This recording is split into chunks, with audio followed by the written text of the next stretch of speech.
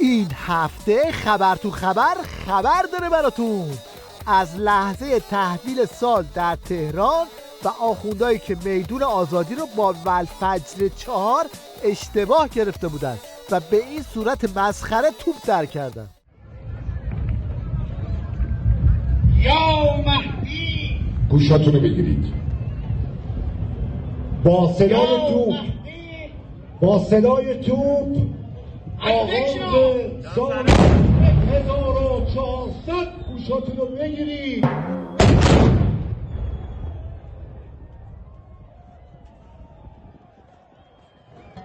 سال 1400 فریاد مبارک. وضعیت آخوندها در سالی که گذشت یه چیزی تو این مایه ها بود.